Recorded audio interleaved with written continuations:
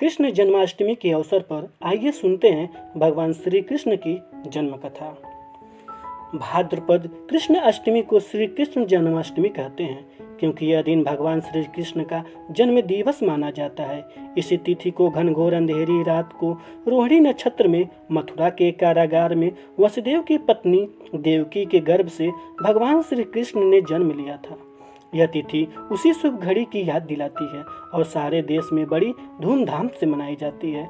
जन्माष्टमी के दिन भगवान श्री कृष्ण की जन्म संबंधित कथा भी सुनते सुनाते हैं, जो कि इस प्रकार से है। द्वापर युग में भोजवंशी राजा उग्रसेन मथुरा में राज्य करता था। उसके आतताई पुत्र कंस ने उसे गद्दी से उतार दिया और स्वयं मथुरा का राजा बन बैठा। कंस की एक बहन देवकी थी, जिसका विवाह वसुदेव नामक यदुवंशी सरदार से हुआ था। एक समय कंस अपनी बहन देवकी को उसकी ससुराल पहुंचाने जा रहा था। रास्ते में आकाशवाणी हुई, हे कंस, जिस देवकी को तुम बड़े प्रेम से ले जा रहा है उसी में तेरा काल बसता है। इसी के गर्भ से उत्पन्न 8वां बालक तेरा वध करेगा। यह सुनकर कंस वसुदेव को मारने के लिए उद्धत हुआ। तब देवकी ने उससे विनय पूर्वक कहा, मेरे गर्भ से जो संतान होगी मैं तुम्हारे सामने ला दूंगी। बहनोई को मारने से क्या लाभ है। कंस ने देवकी की बात मान ली और मथुरा वापस चला आया। उसने वसुदेव और देवकी को कारागृह में डाल दिया। वसुदेव देवकी के एक एक करके 7 बच्चे हुए और 7 को जन्म लेते ही कंस ने मार डाला। अब 8वां बच्चा होने वाला था। कारागार में उन पर कड़े पहरे बैठा दिए गए। उसी समय नंद की पत्नी यशोदा को भी बच्चा होने वाला था।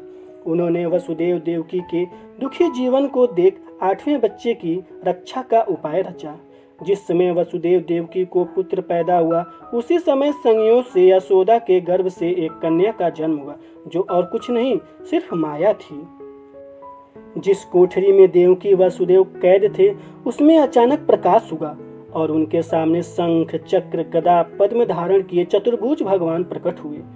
दोनों भगवान के चरणों में गिर पड़े।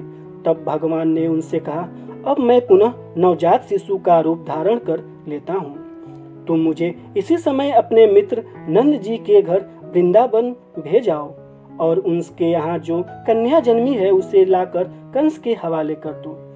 इस समय वातावरण अनुकूल नहीं है, फिर भी तुम चिंता न करो। जागते हुए पहरेदार सो जाएंगे। कारागृह में फाटक अपने आप खुल जाएंगे और उफनती नदी अथाह यमुना तुमको पार जाने का मार्ग दे देगी। उसी समय वसुदेव नवजात शिशु रूप श्री कृष्ण को सूप में रखकर कारागृह से निकल पड़े और अथाह यमुना को पार कर नंद जी के घर पहुंचे। वहां उन्होंने नवजात शिशु को यशोदा के साथ सुला दिया और कन्या को लेकर मथुरा आ गए। कारागृह के फाटक पूर्ववत बंद हो गए। अब कंस को सूचना मिली कि वसुदेव देवकी को बच्चा पैदा हुआ है। उसने बंद गृह में जाकर देवकी के हाथ से नवजात कन्या को छीनकर पृथ्वी पर पटक देना चाहा, परंतु वह कन्या आकाश में उड़ गई और वहां से कहा, अरे मूर्ख, मुझे मारने से क्या होगा। तुझे मारने वाला तो वृंदावन में जा पहुंचा है। वह जल्द ही तुझे तेरे पापों का दंड देगा।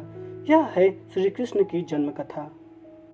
दोस्तों, अगर यह कहानी आपको पसंद आई हो तो हमारे इस वीडियो को लाइक और इस चैनल को सब्सक्राइब करना मत भूलिएगा। वीडियो में बने रहने के लिए आपका बहुत बहुत धन्यवाद। आपका दिन शुभ हो।